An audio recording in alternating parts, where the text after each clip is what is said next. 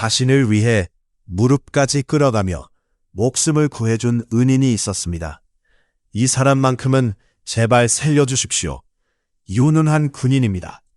그 간절한 호소 덕분에 절망의 끝에서 다시 살아난 남자가 있었죠. 하지만 그로부터 불과 1년 뒤 그 은혜를 입었던 남자는 자신의 생명의 은인에게 총구를 겨누게 됩니다. 은인은 피를 흘리며 끌려갔고 배신한 남자는 권력의 정점에 올라섰습니다. 대한민국 군대 역사상 은혜와 배신이 교차하는 순간이 또 있었을까요? 전쟁의 영웅이자 탁월한 야전 지휘관이었지만 결정적인 순간 군인의 명예 대신 사적인 의의를 택했던 남자. 오늘 우리가 들여다볼 인물은 제1공수특전여단장이자 제5공화국 군부의 핵심 박휘도입니다. 박휘도의 삶은 1934년 경상남도 창녕군의 가난한 집안에서 시작되었습니다. 그는 어려운 가정 형편을 일으켜 세우기 위해 어린 시절부터 도시로 유학을 떠나야 했던 조숙한 소년이었습니다. 실제로 머리가 비상하고 공부를 잘했던 그는 지방의 명문인 경북고등학교에 입학하여 시열하게 학업에 매진했습니다. 그러나 그가 17살이 되던 1950년 6.25 전쟁이 발발하면서 그의 가족에게 씻을 수 없는 비극이 찾아왔습니다. 박휘도 본인은 무사히 시골로 피난을 갔지만 그의 두 형들은 전쟁터로 향해야 했습니다. 큰 형님은 이미 중사로 군 복무 중이었고 작은 형님은 학도병으로 징집된 상황이었습니다. 전쟁은 잔인했습니다. 두 형님은 전장으로 떠난 뒤 행방이 묘연해졌고 가족들은 영원히 그들을 볼 수 없었습니다. 형들을 잃은 슬픔은 소년 박휘도에게 강렬한 다짐을 심어주었습니다. 형님들의 뒤를 이어 국가를 지키는 군인이 되겠다는 결심이었습니다. 그 결심으로 그는 1956년 육군사관학교 12기로 입교합니다. 생도 시절부터 그는 뛰어난 능력을 발휘하며 12기의 선두주자로 성장했습니다.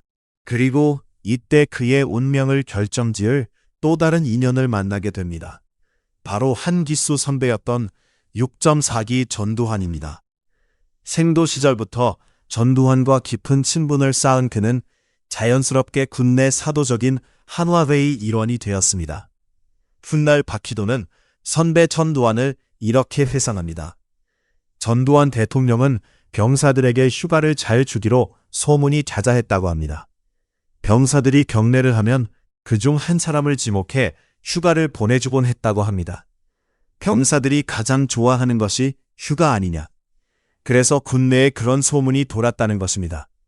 박휘도에게 전두환은 반듯한 선배가 아니라 따르고 싶은 리더십을 가진 형님 같은 존재였을지도 모릅니다. 1976년 박휘도는 육군 준장으로 진급하여 제1공수특전여단장에 부임합니다. 그리고 부임 첫해 전 세계를 경악하게 만든 사건이 발생합니다. 바로 판문점 도끼 만행 사건입니다. 1976년 8월 18일 판문점 공동경비구역에서 미군 병사들이 시야 확보를 위해 미루나무 가지치기를 하고 있었습니다. 그런데 북한 병사들이 갑자기 들이닥쳐 도끼를 휘둘렀고 미군 장교 2명이 참혹하게 세상을 떠났습니다. 미국은 격분했고 즉시 한국군의 태풍콘 3가 발령되었으며 한반도에는 일촉즉발의 긴장감이 감돌았다. 미국은 응징을 결심했지만 전면전으로 번지는 것은 피하고 싶어 했습니다. 결국 문제의 미루나무를 베어버리는 보복작전, 작전명 폴리언이 실행되었습니다. 미 항공모함과 전략 폭격기가 한반도로 집결하는 대규모 작전이었습니다. 이때 박정희 대통령의 요청으로 미군의 호위 임무를 맡은 것이 바로 박휘도가 이끄는 제1공수여단이었습니다. 하지만 미군 총사령관 스틸웰 장군은 박전의 우려로 한국군에게 비무장을 요구했습니다. 그러나 박정희 대통령의 생각은 달랐습니다. 그는 미국 몰래 독자적인 계획을 세우고 있었습니다. 위침계에게는 몸뚱이가 약이다 라며 박정희 대통령은 박휘도에게 북한의 초소를 완파하라는 비밀 지시를 내렸습니다. 이에 박휘도는 특전사 1여단에서 64명의 정예 요원을 차출했습니다. 이는 죽음을 각오해야 하는 작전이었기에 외동이나 장남은 제외되었고 대원들은 부대 마크와 이름표를 떼어내고 국가를 위해 죽을 준비를 했습니다. 출동 전 박희도 여단장은 비정한 목소리로 부하들에게 말했습니다. 이것은 단순한 작전이 아니다. 박정희와 김일성의 싸움이다. 살고자 하면 죽고 죽고자 하면 살 것이다. 북한군을 만나면 사격해도 좋다. 모든 책임은 내가 지겠다. 박희도는 당시를 이렇게 기억했습니다. 우리 군사들이 많이 죽을까봐 걱정은 됐지만 국가 안보를 위해 어쩔 수 없었습니다. 예, 내년이 전부 죽을 각오를 했던 작전이었습니다. 우리 공수여단은 언제든지 평양의 낙하산으로 뛰어내린다는 각오로 훈련했으니까요. 그러나 작전 투입 직전 JSA 입구에서 미군의 검열에 걸리고 맙니다. 특전사 대원들이 숨겨둔 권총과 수류탄이 발각된 것입니다. 스틸웰 장군은 분노하며 박희도를 몰아세웠습니다. 하지만 박희도는 물러서지 않았습니다. 오히려 더 크게 성을 내며 이렇게 말했습니다. 이보시오, 지금 이게 스포츠인 줄 아십니까? 부하들을 사지에 보내는데 적을 만나면 태권도 대련이나 하라는 이야기입니까? 개인 화기도 없이 부하들을 사지에 보낼 수는 없어요. 박희도의 강단에 결국 미군은 무기했고 특공 대원들은 무장한 채 작전에 투입되었습니다. 미군이 미루나무를 자르는 동안 박희도의 특전사 대원들은 북한군 초소 몇 개를 닥치는 대로 부숴버렸습니다. 원래는 북한군과 직접 교전도 불사할 계획이었으나 북한군이 겁을 먹고 도망치는 바람에 초소 파괴에 그쳤다고 합니다. 당시 북한군에게는 도발에 말려들지 말라는 상부 명령이 있었던 것으로 알려졌습니다. 미국은 한국군의 돌발 행동에 당황했습니다. 자칫하면 전쟁이 날 수도 있었기 때문입니다. 작전 후 미국은 박희도의 보직해임을 강력히 요청했습니다. 하지만 박정희 대통령이 미국을 잘 달래 사건을 무마시켰고 박희도는 자리를 지킬 수 있었습니다. 박희도는 이 사건을 통해 전쟁 불사의 각오가 있어야 진정한 평화가 온다는 신념을 가지게 됩니다. 이 사건으로 박희도는 박정희 대통령의 신임과 국민의 지지를 동시에 얻으며 참군인의 표상으로 떠올랐습니다. 박희도에게는 잊을 수 없는 상관이 한 명 있었습니다. 바로 특전사의 아버지라 불리는 정경주 사령관이었습니다. 정경주 사령관은 노태우, 박희도 등 특전사 출신 멤버들과 깊은 인연이 있었습니다. 특히 박희도에게 정경주는 단순한 청관 그 이상이었습니다. 1975년 박희도가 장군으로 진급할 때 결정적인 도움을 준 사람이 바로 정경주였습니다. 또한 정경주의 적극적인 추천으로 전두환의 뒤를 이어 제1공수특전여단장이라는 요직에 앉을 수 있었습니다. 그러나 1978년 11월 박희도의 군생활에 최대 위기가 찾아옵니다. 북한 무장공비가 제10공수여단의 위수 지역인 서산 앞바다에 침투한 것입니다. 공비들은 서산 앞바다를 제집 드나들듯 돌아다녔고 군사 기밀까지 캐낸 뒤 유유히 북쪽으로 복귀했습니다. 한국 군대는 발칵 뒤집혔습니다. 당시 육군참모총장 이세호 대장은 격분해 박희도를 호출해 조인트를 까며 구타했고 당장 박희도의 군복을 벗기라고 윽박질렀습니다. 강제 전역은 기정사실처럼 보였습니다. 그때 박희도를 살리기 위해 나선 사람이 바로 정경주 사령관이었습니다. 정경주는 자존심을 다 버리고 이세호 총장 앞에서 손이 발이 되도록 빌었습니다. 박희도는 대통령께서 지시한 작전을 완수한 지휘관 아닙니까? 한 번만 용서해 주십시오. 그 공을 봐서라도 이번 과실은 덮어주십시오. 정경주의 눈물겨운 호소 덕분에 박희도는 강제 전역의 위기를 넘길 수 있었습니다. 박희도에게 정경주는 군 생활의 생명을 연장해준 은인이었고 그를 만난 것은 인생 최고의 행운이라 할 만했습니다. 그러나 그로부터 불과 1년 뒤 박희도는 그 은혜를 비슷한 배신으로 갚게 됩니다. 1979년 12월 12일 전두환이 이끄는 하나회가 군사 반란을 일으킨 운명의 날입니다. 박정희 대통령 서거 후 전두환 합동수사본부장과 정승화 육군참모총장의 갈등은 고조되어 있었습니다. 결국 전두환은 정승화 총장을 강제 연행하고 군권을 장악하기로 결심합니다. 하나회는 은밀하게 움직였습니다. 정규 지휘 계통의 명령을 따르지 말고 하나회 지시만 따르라는 명령이 하달되었습니다. 당시 특수전 사령부의 상황은 묘했습니다. 사령관은 정경주였지만 그 예하의 여단장들은 대부분 하나회의 소속이었습니다. 1공수 박희도, 3공수 최세창, 9공수 장기호가 모두 하나회였고 오직 9공수의 윤흥기만이 디하회였습니다. 거사 당일 신군부는 정경주 사령관을 연희동 요정으로 유인해 발을 묶어두려 했습니다. 하지만 정승화 총장 연행 소식을 들은 정경주는 즉시 부대로 복귀했습니다.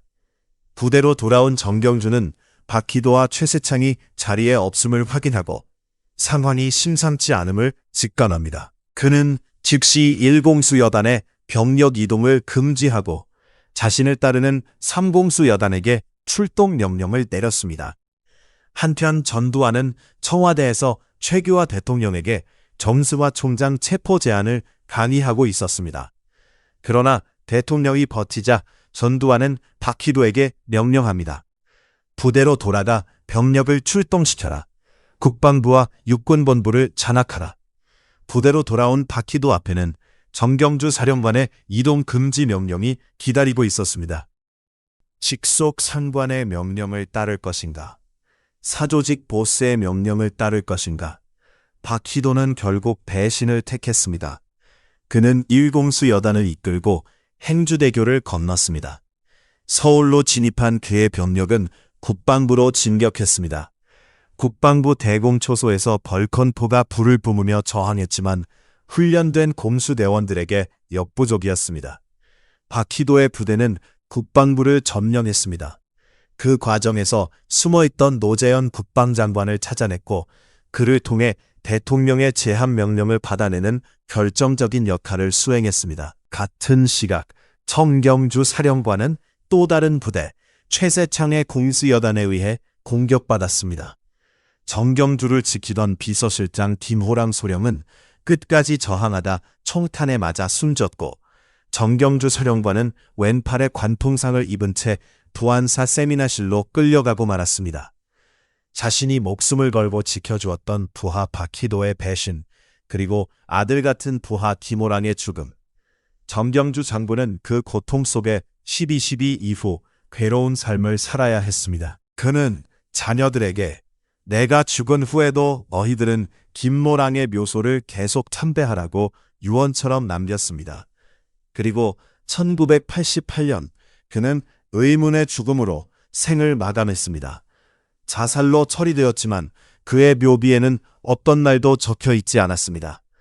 명령을 생명으로 여기는 군인들이 상관에게 총질을 하고도 버젓이 활보하는 세상에 고인이 무슨 할 말이 있겠느냐는 유족들의 말만이 허공에 맴돌았습니다. 12.12 군사 반란의 1등 공신이 된 박희도는 승승장구했습니다. 그는 곧바로 육군 소장으로 진급했고 1년도 안 되어 중장으로 진급했습니다. 그리고 그가 차지한 자리는 다름 아닌 자신이 배신한 은인 정경주가 앉아있던 특전사령관 자리였습니다. 이후 박희도, 박준경, 박세직은 육사 12기로 쓰리박이라 불리며 무서운 권력을 휘둘렀습니다. 1985년 박희도는 마침내 군조직의 정점인 육군참모총장 자리에까지 올랐습니다. 그러나 하늘을 찌를 듯했던 당시 군부의 위세는 1986년 북회 국방위원회 회식 사건에서 정미하게 드러납니다. 1986년 3월 서울의 한 요정에서 육군 수뇌부와 국회의원들의 회식 자리가 있었습니다. 이 자리에서 야당 의원 김동영이 실세는 안 오고 똥별만 입고만 일하라며 불만을 터뜨렸습니다. 이는 당시 군부 실세들이 하나회 출신임을 겨냥한 발언이었습니다. 이에 격분한 정모 육군 참모차장이 여당 의원 2명의 멱살을 잡아 김동연 의원 쪽으로 끌고 가는 하극상이 벌어졌습니다. 남재의 의원이 이에 항의하며 술이 든 잔을 격쪽으로 던지자 맞은편에 있던 이대희 육군 인사참모부장이 일어나 남 의원의 얼굴을 발로 걷어찼습니다. 국회의원이 군 장성에게 폭행을 당해 피를 흘리는 초유의 사태였습니다. 국회가 발칵 뒤집혔고 야당 의원들은 총칼을 가진 군인들이 폭행을 해도 그냥 넘어가는 게 말이 되느냐며 섬토했습니다.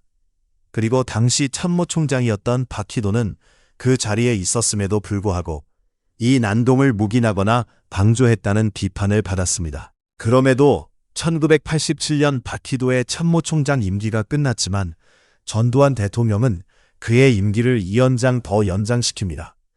이는 차기 권력자인 노태우를 견제하고 자신의 영향력을 유지하려는 전두환의 계산이었습니다. 노태우는 이에 분노했고 훗날 대통령이 된 후 박희도를 가만두지 않겠다고 다짐합니다. 결국 노태우 정부가 들어서자마자 박희도는 전두환계 습청의 대상이 되어 육군참모총장에서 해임되고 강제 전역을 당하게 됩니다. 1993년 2월 김영삼 대통령이 취임하며 문민정부가 출범하자 시대는 마침내 심판의 칼날을 꺼내 들었습니다. 이른바 역사 바로 세우기 재판이 시작된 것입니다.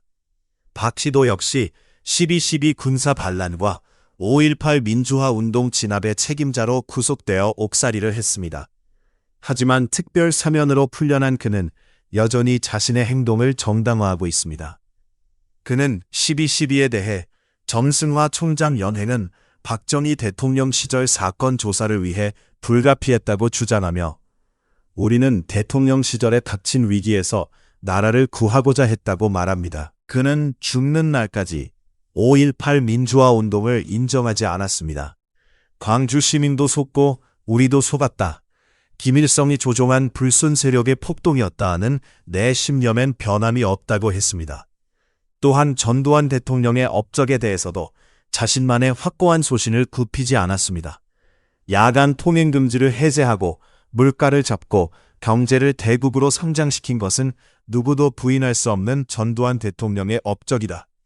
2000년대 이후 그는 우익단체의 원로로 활동하며 태극기 집회의 단골 손님이 되었습니다. 박근혜 탄핵 반대 시위에서는 대한민국이 폭동 세력으로 넘어가려 한다고 외쳤고 2023년 전두환 사망 2주기 행사에서는 각하의 명령을 받들어 역사 바로잡기에 정진하겠다고 다짐했습니다. 그는 전두환 전 대통령이 사망하기 전까지 꾸준히 교류하며 충성을 바쳤습니다. 전두환의 최증금 미납 문제에 대해서도 선거 때르느라 다 썼다며 두둔했고 29만 원 발언도 통장에 그것밖에 없다는 뜻이지 전 재산이 29만 원이라고 한 적은 없다. 영화 서울의 봄에서 자신을 모델로 한 캐릭터가 등장하자 그는 불쾌감을 감추지 않았습니다. 제 문제를 다룬다면 한 번쯤 만나서 이야기를 나누는 게 상식이다. 마음대로 썼다는 것은 상당히 괘씸한 일이라며 분노를 표출했습니다. 박희도는 분명 군인으로서 뛰어난 능력을 가졌던 인물이었습니다. 적진 한가운데로 개인화기로 무장한 채 들어갈 만큼 배짱도 두둑했고 부하들을 위해서라면 미군 사령관에게도 맞설 줄 아는 강직한 지휘관이었습니다. 하지만 역사는 그를 용감한 군인이 아닌 정치군인으로 기록합니다. 자신을 파면 위기에서 구해주고 장군으로 만들어준 은인 정경주 사령관. 박희도의 삶은 군인은 국가에 충성해야 한다는 대의 명분과 은인을 배신할 수 없다는 인간적 도리 사이에서 결국 권력이라는 욕망을 선택한 비극적인 사례를 보여줍니다. 만약 그날 밤 박희도가 전두환의 명령을 거부하고 정경주 사령관을 지키는 선택을 했더라면 대한민국 현대사는 또 어떻게 바뀌었을까요? 그리고 은인의 가슴에 못을 박고 얻어낸 권력 앞에서 그는 과연 행복했을까요? 여러분은 박희도를 어떻게 기억하시겠습니까? 그의 삶에 대한 여러분의 날카로운 생각을 댓글로 남겨주세요. 오늘의 이야기가 흥미로우셨다면 구독과 좋아요, 알림 설정 부탁드립니다. 저는 다음 시간 또 다른 현대사의 인물을 통해 우리가 미처 몰랐던 그날의 진실을 들고 찾아오겠습니다. 지금까지 인물로 본 현대사였습니다.